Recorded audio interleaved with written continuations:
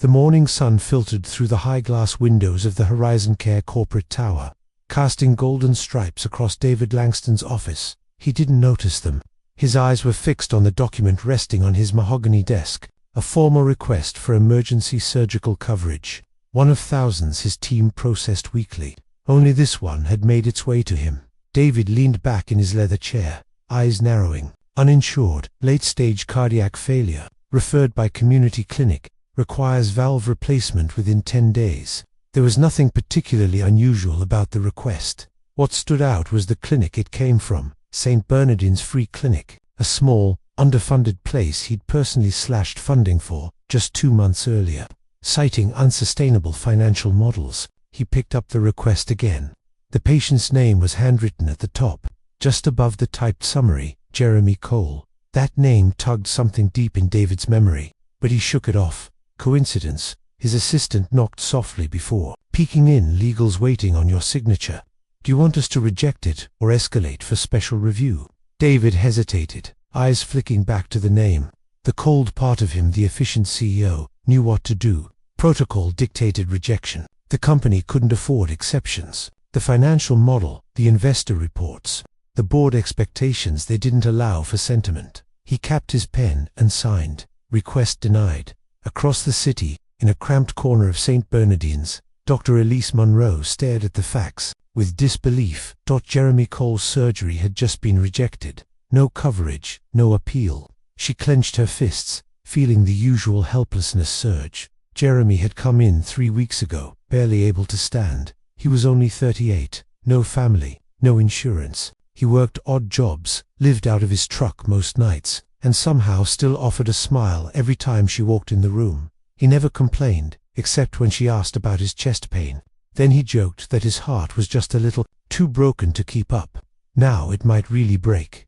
Elise walked back into his room. Jeremy was sketching on a napkin some kind of goofy cartoon dog. "Hey Doc," he said, grinning through pale lips. "How's the battle for my heart going?" She tried to smile. "Still fighting." He shrugged, like it wasn't a big deal. "Guess you win some, lose some." Something about his tone shattered her. She couldn't lose this one, not without a fight. She excused herself, grabbed her phone, and called the number on the rejection letter. David Langston, CEO of Horizon. She didn't expect him to pick up, but when he did, his voice was sharper than she remembered from the last board meeting they both attended.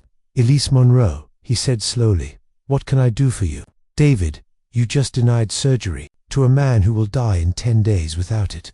I need you to reverse it." A pause. "I'm sorry, Dr. Monroe. I can't make exceptions." She took a deep breath, then added, "His name is Jeremy Cole. Does that mean anything to you?"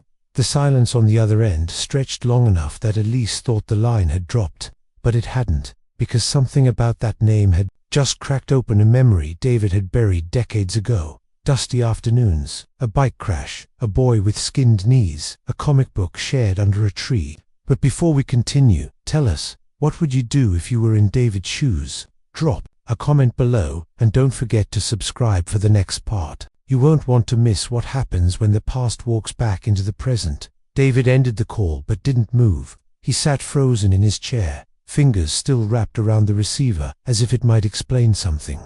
The name Cole echoed louder now.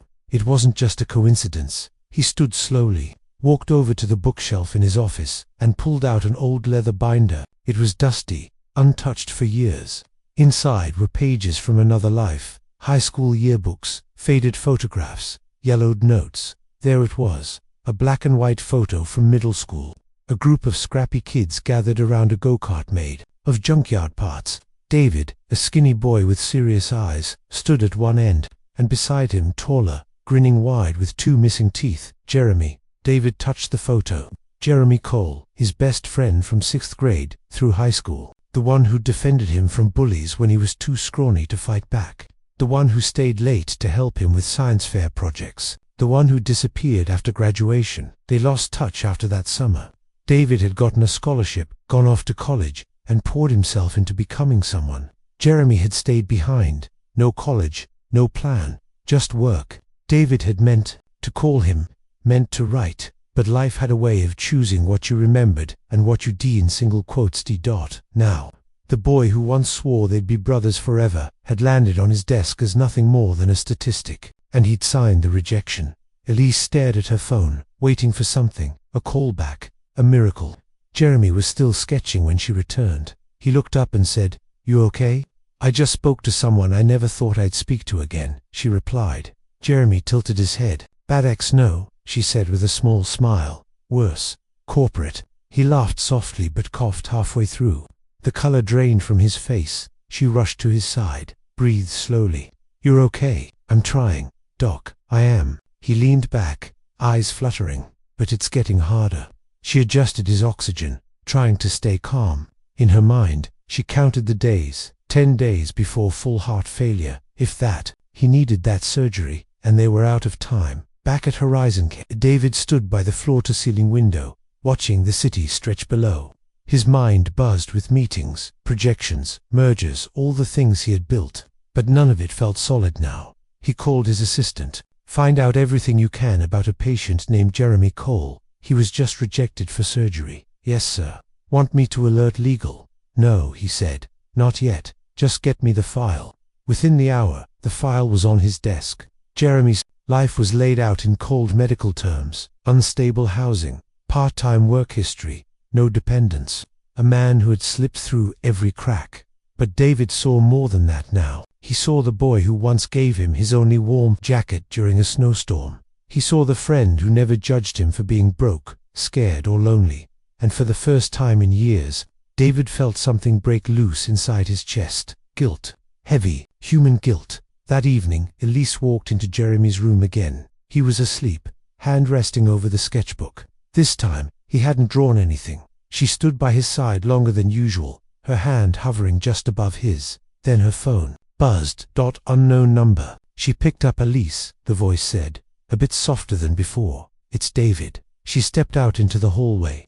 "You remembered him, didn't you?" "I did," he said, "and I saw the file. It's worse than I thought." "Then, approve the surgery." "I'm trying," David replied. "But if I do, it will raise questions. Legal will come down on us.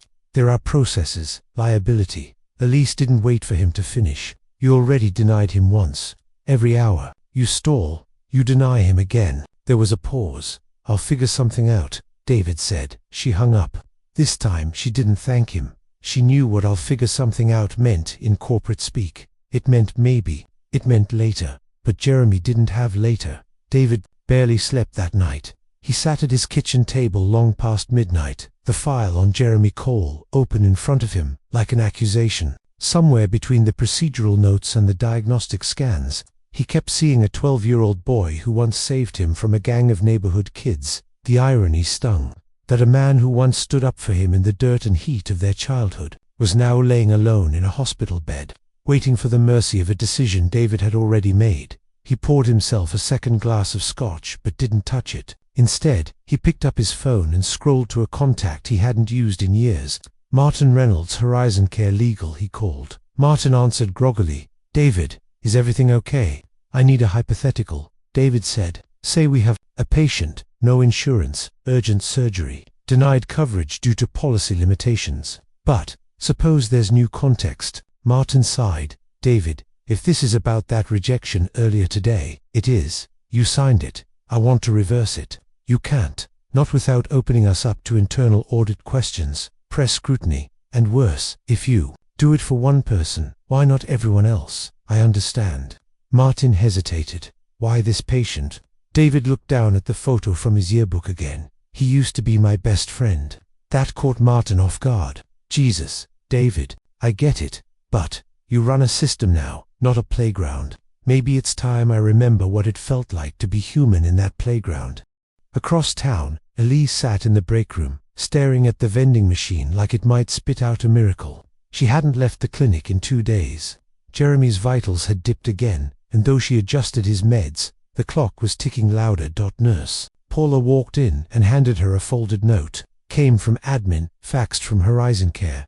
Elise unfolded it cautiously.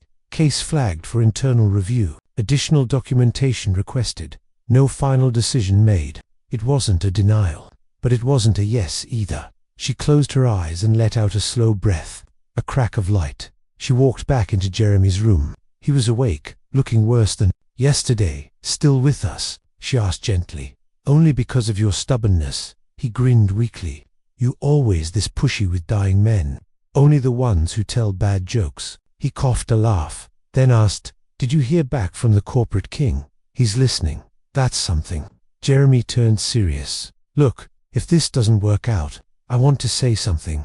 She sat beside him. Don't. No, I need to. I don't have anyone else. He stared at the ceiling. I don't regret the life I lived, but I do regret not staying in touch with people who mattered. There was this one friend, David. We were like brothers.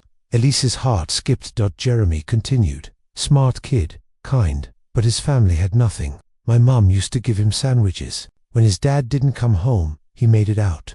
I always hoped he did. He looked at her. We all got different stories, Doc. Just wish mine didn't end in chapter 4. She placed a hand on his arm. We're not done yet.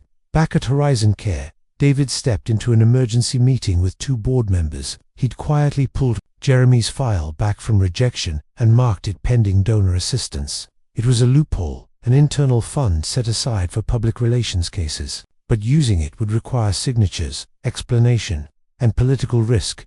As the discussion turned toward Q3 revenue, David tuned out. He was already planning how to bend the system, because this wasn't just about an old friend. It was about the man he'd become, and whether he could still live with himself. David stepped out of the boardroom and into a quiet hallway, his mind buzzing with calculations. Not financial ones, but moral ones. Every part of his career had been about numbers, forecasts, and efficiency, but no spreadsheet could account for what he felt now. The ache of failing someone who once made him feel like he mattered back in his office. He called Elise again. She answered immediately. Did you change your mind? I found a workaround, he said. There's a discretionary fund, donor assistance.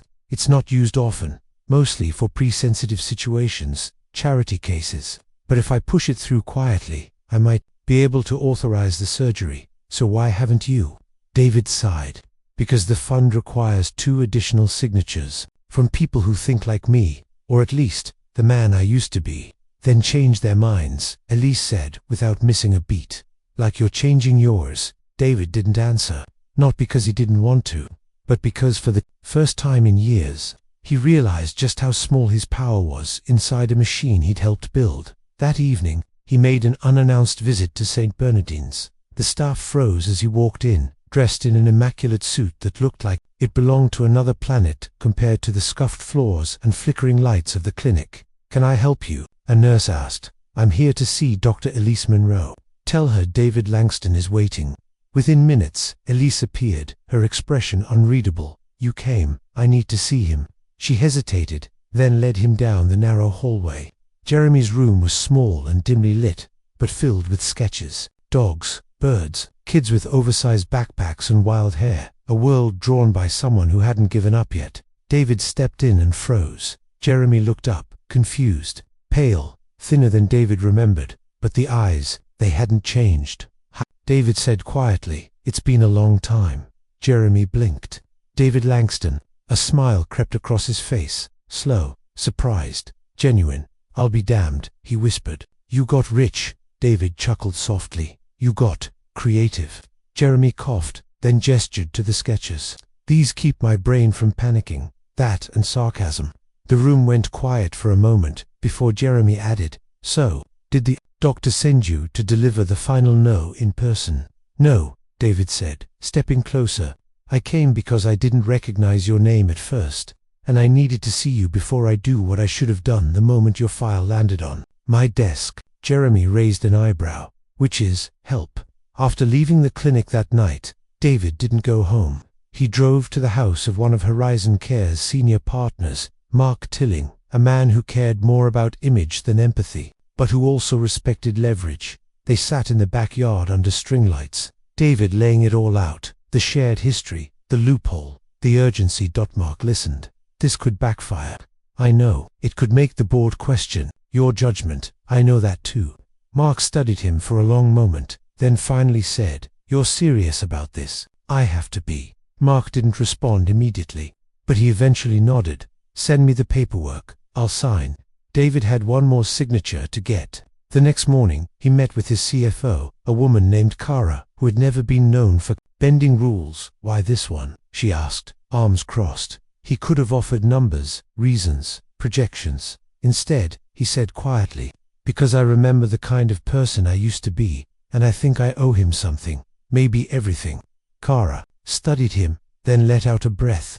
"You'll be responsible for the media if this leaks. I'll take it all." She picked up the pen and signed at St. Bernardine's. Elise received the email at 11:07 a.m. sharp. Approved. Surgery scheduled. Full costs covered. She stared at the screen in disbelief, then ran down the hallway to Jeremy's room, tears in her eyes. "You're in," she said, holding the paper like it was gold. "You're getting the surgery." Jeremy blinked. "Wait, what?"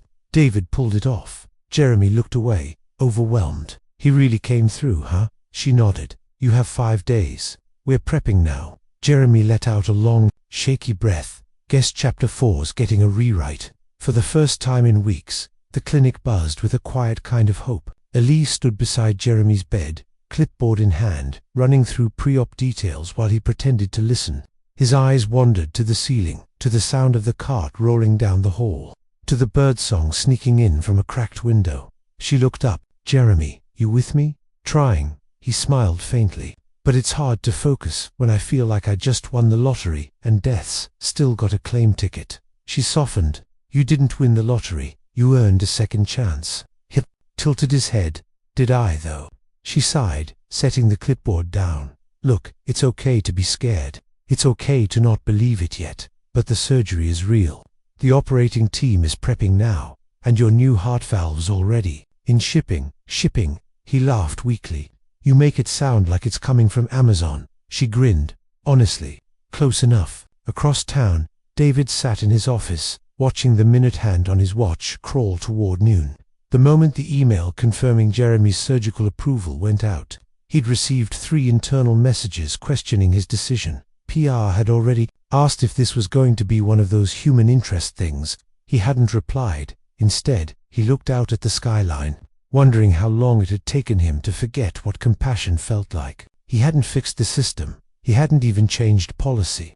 But for one man, one friend, he'd opened a door. That had to count for something. His phone buzzed. "Elise, David," she said, her voice calmer than he expected. "He's being prepped good," he said. "How's he doing?" "Terrified, but calm. I think your visit helped." He didn't speak for a second. "Thank you for not giving up on him.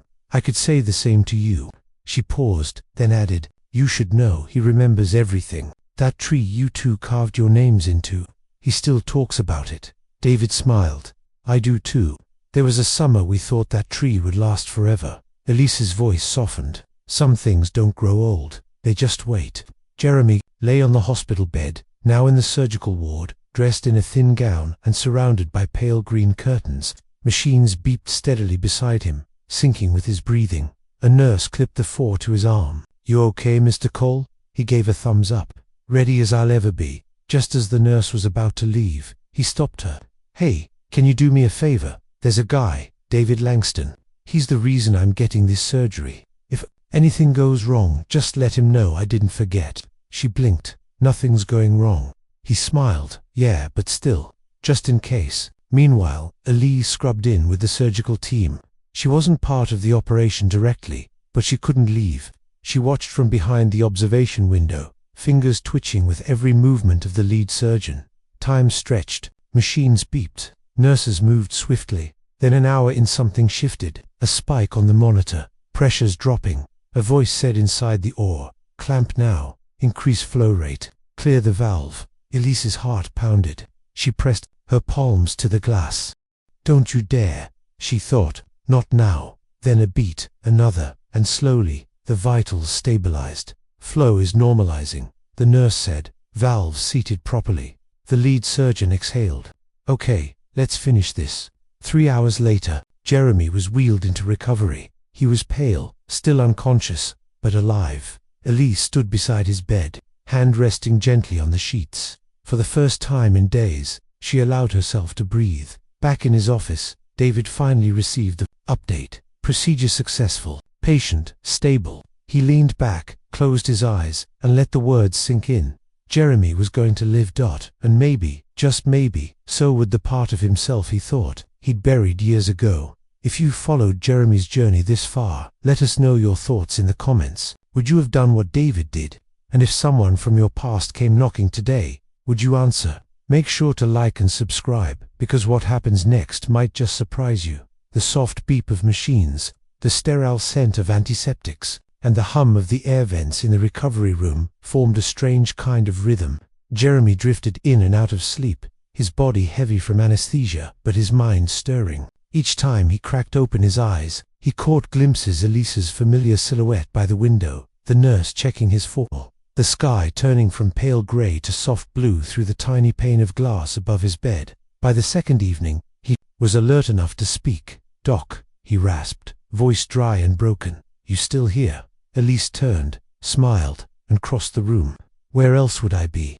"I figured you'd be on to the next lost cause," he joked. "You're not a lost cause," she said gently, adjusting his blanket. "You're just a little behind schedule." Jeremy chuckled weakly, then winced.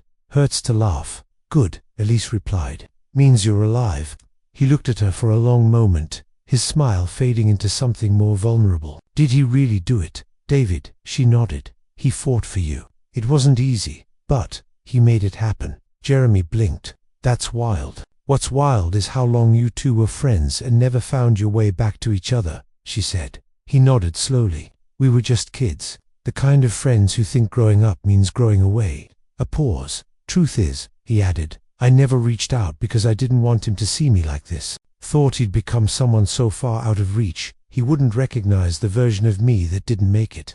Elise tilted her head, and now, Jeremy swallowed. "Now, I think, maybe I was the one who forgot how to reach back." David hadn't visited since the day before the surgery, but Jeremy's words had been echoing in his mind too. Back at Horizon Care, the buzz around his decision hadn't died down. The board had scheduled a clarification session to discuss the allocation of discretionary funds. PR had gently recommended crafting a public statement before word of the surgery leaked, but David ignored all of it. Instead, he stared at the open browser tab on his laptop. It was the city parks map, and on it, a pin marking a single half-forgotten tree from decades ago, the one they carved their names into. He found himself driving there that evening, unannounced. The park hadn't changed much, same cracked pavement, same broken swing. The tree was still there, somehow old, knotted, scarred. He walked up to it slowly, tracing a finger along the faded carving. JC plus DL minus 1991 time had worn it down, but it was still visible. He smiled quietly, then reached into his coat pocket and pulled out a folded sketch. It was one of Jeremy's drawings, a cartoon version of the two of them, sitting under this very tree. Elise had sent it to him after the surgery. "He made this during recovery," she'd said in the email. "Said it was how he wanted to remember you." David stood there for a long time, staring at the sketch, then at the tree dot. Then he sat down on the same old bench beside it. The next morning, David walked into the clinic, unannounced once more. Elise met him at the door, her face still tired but brighter somehow. "You're lucky he's awake today," she said. "He's been waiting." David entered the room quietly. Jeremy looked up and smiled, slower this time. "But real you," he whispered. "Me," David replied.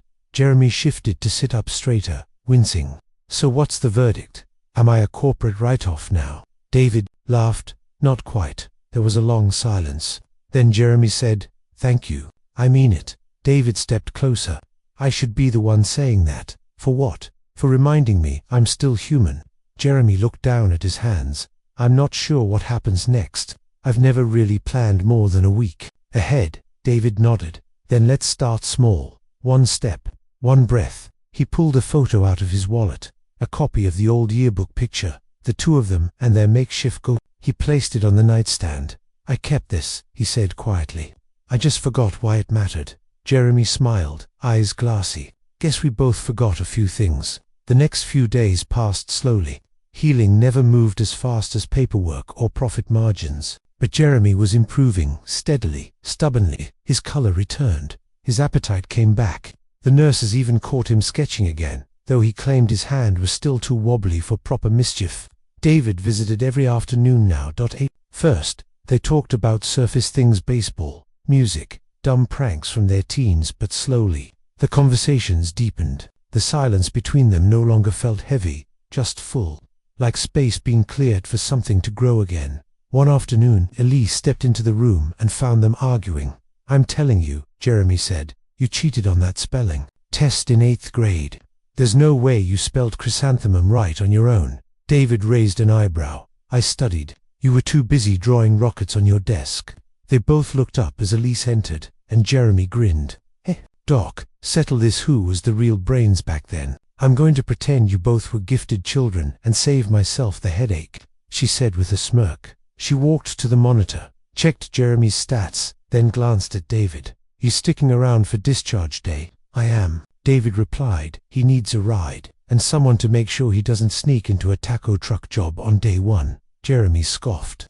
"I'm insulted. I would at least aim for a burrito stand." They laughed, and for a moment, it all felt normal. Not a clinic room, not a man who nearly died, just 3 people connected by something more than circumstance. Later that night, Elise stayed behind after the clinic had gone quiet. She sat at her desk, flipping through Jeremy's medical chart. She should have felt only relief, but something lingered. Not doubt, not fear, something more bittersweet. She looked over at the old corkboard on the wall pinned, with photos of patients, some living, some long gone. People the system had overlooked, people she couldn't save. Jeremy was the exception, and it had taken a miracle. Or at least, a man who remembered how to care. David stood in his office again. But this time he wasn't avoiding calls or hiding behind policy memos. He was writing an internal memo to his leadership team. Subject: human exceptions and structural reforms. "We saved a life this week, not because of a system working, but because people chose to act outside of it. That shouldn't have to be the case. We need to build better bridges between protocol and people, between numbers and names. Starting next quarter, I'll be proposing a revised compassionary care fund, not hidden in legal jargon, not reserved for PR emergencies, but part of our operational core." He signed it and hit send. 2 days later, Jeremy was discharged. He wore a borrowed flannel shirt, donated by a volunteer group, and held his sketch pad like it was sacred. David pulled up in a modest black Sedano-chauffeured car. No suits, just jeans, sneakers, and an awkward smile. "You ready?" he asked. Jeremy nodded.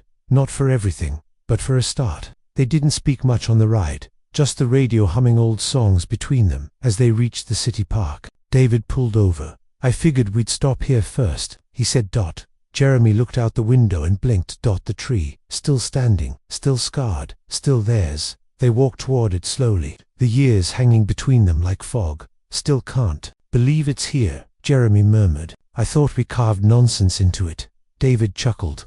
"We did." They stood before it, quiet. "I used to think success meant leaving all this behind," David said. "And I used to think failure meant ending up exactly here," Jeremy replied. They both looked at the carving, their initials, still faint but real. "I think we were both wrong," David said. "Some things are worth going back to." Jeremy exhaled slowly, then reached out and pressed his palm to the bark. "Some things," he said, "are worth rebuilding."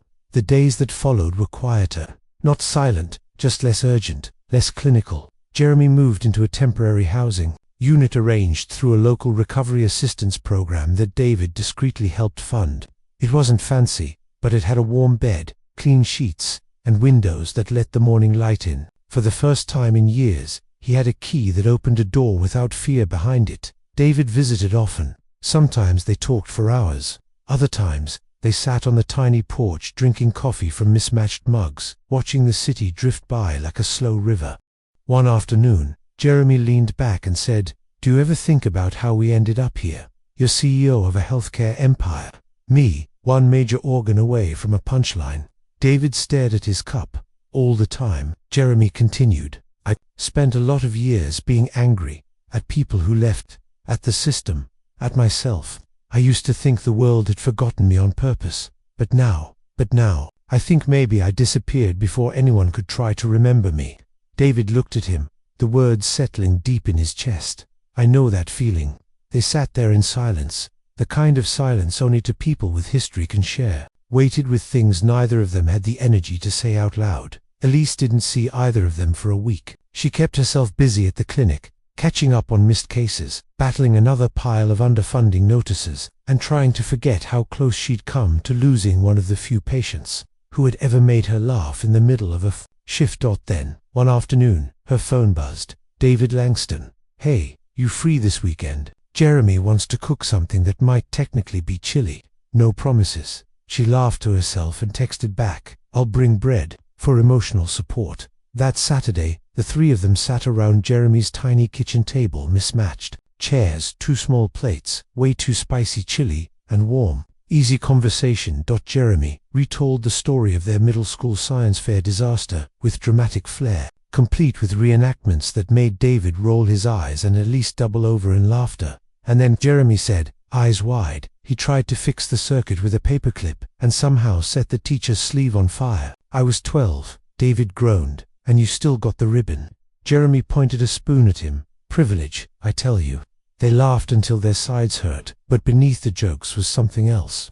A quiet understanding that they had built something fragile but real out of what nearly broke them. Later that evening, as the sun dipped low and the sky turned a deep blue, Elise stood on the porch while David helped Jeremy clean up inside. She looked out at the city, not as a battleground, but as a place that maybe, just maybe, still held space for stories. That ended well. Jeremy came out beside her, drying his hands on a kitchen towel. He's better than I remembered, he said, nodding back toward David. He's different, Elise replied, but maybe so are you. He thought about that. For a while. You think we deserve this? I think you both fought like hell for it. When David stepped outside a moment later, he handed Jeremy a small box. What's this? Jeremy asked.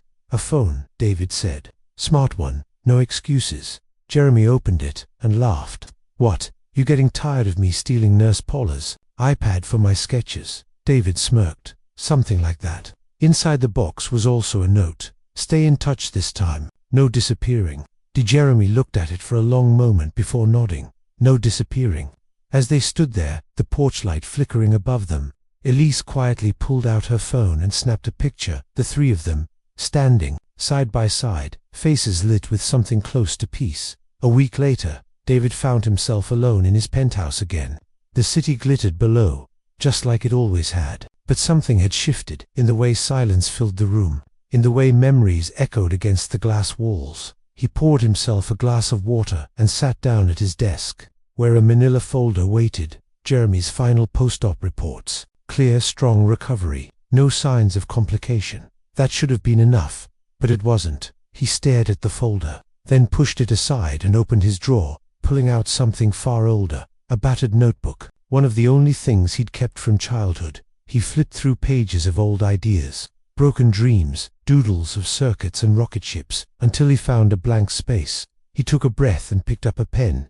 Dear Jeremy, there was a time I didn't believe in second chances, or apologies, or grace. I thought success was earned through control, and people were liabilities, even friends. I was wrong. When I saw you in that hospital bed, all I could think about was the last time I'd seen you. Angry, bitter, proud, and maybe you thought the same about me. But under all that was something else, a boy who once stood up for me when I was afraid. A friend who believed I'd do something good someday. You always said I overthought everything. So here it is, simple. I'm sorry. I missed you.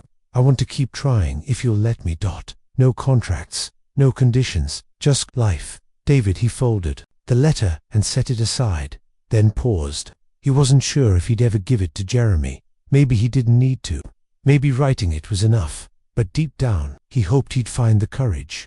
Across the city, Jeremy was sitting on his porch, sketchpad in hand. His newest drawing wasn't a machine or an idea. It was a small, simple home, a tiny yard. 2 people on the porch. One looked suspiciously like himself. The other, taller, suit jacket off, holding a coffee cup. Too sentimental. He mumbled. Still, he didn't tear it out. Inside, his new phone buzzed. David, got an idea. Meet me tomorrow. Early rooftop. Bring coffee. Jeremy stared at the message, then smiled. Jeremy, only if you're buying. The next morning, just after sunrise, David stood on the rooftop of his company building. No suit, no entourage, just 2 mugs of coffee and an envelope in his hand. When Jeremy arrived, wind tugging at his jacket, David held out the letter. Jeremy looked at it, looked at him, then said, "You wrote this for me." David nodded. Jeremy took it, didn't open it right away, just held it. Then he said softly, "You don't have to apologize, you know." "I want to," David replied. Jeremy nodded. "Then I'll read it later, when I'm ready." They stood in silence, sipping coffee as the city lit up with morning light. The skyline looked different now, less like a fortress, more like a future. Down below, at the community clinic, Elise was pinning a photo to the staff corkboard, the one she'd taken of the three of them on the porch. She stood back and smiled, then turned to the stack of patient files waiting on her desk, her heart a little fuller than before. The sun rose a little higher, casting gold over the rooftop where David and Jeremy stood side by side, coffee warming their hands, silence softening the space between them. David looked out at the horizon, not the city this time, but the small corner where the clinic stood. From this high up, it was barely a speck among glass towers, but it mattered now, more than he ever imagined. "I've been thinking," he said slowly, "about what you said, about building things that last." Jeremy raised an eyebrow. "You mean like bridges?" David smirked. "More like places. Places where people matter more than margins.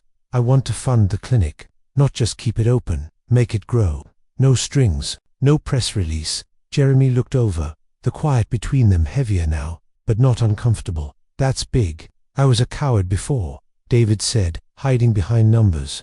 "I don't want to be that man anymore." Jeremy took a sip of coffee, then gave a slow nod. "Then don't be." That afternoon, the clinic staff gathered in the small courtyard behind the building. Elise was standing with Jeremy near a whiteboard someone had dragged out from storage. On it were sketches of new wings, community rooms, mobile units, real dreams. David stood off to the side, watching. He didn't speak much, just listened, took notes, asked questions. He wasn't the CEO today, he was just a man learning how to show up. Later, as the crowd thinned, Elise approached him. "You didn't have to come today," she said gently. "I know," he replied, "but I wanted to." She smiled. "Jeremy says you used to be a genius. With robots," David chuckled. "Still am. Just trying to figure out people now. You're doing better than you think." There was a pause. Then she said, "You saved him, you know." David shook his head. "He saved me." Weeks passed. The clinic reopened with expanded services. Kids lined the halls for free checkups. Elderly patients had a space to gather, share stories, even get legal help. And every Friday, Jeremy hosted an open workshop for young inventors. One afternoon, a boy no older than 10 came in with a sketch, a simple robotic arm made from scrap. David kneeled beside him and asked, "What's this for?" "For my brother," the boy said. "He lost his hand. I want to build him a new one." David blinked, slowly nodded. "You will," he said, "and I'll help." Jeremy, watching from across the room, smiled. The world didn't change in a flash, but something deeper had shifted. A man once buried in power had found purpose. A friendship once broken had been mended. And in a quiet room filled with tools, blueprints, and second chances, something new was being built. If this story touched something in you, if you believe people can change, that healing is real, and that the past doesn't have to define the future, then drop a comment below. Let us know what moment hit you hardest, and don't forget to subscribe. More stories like this, honest, emotional, human, are coming next.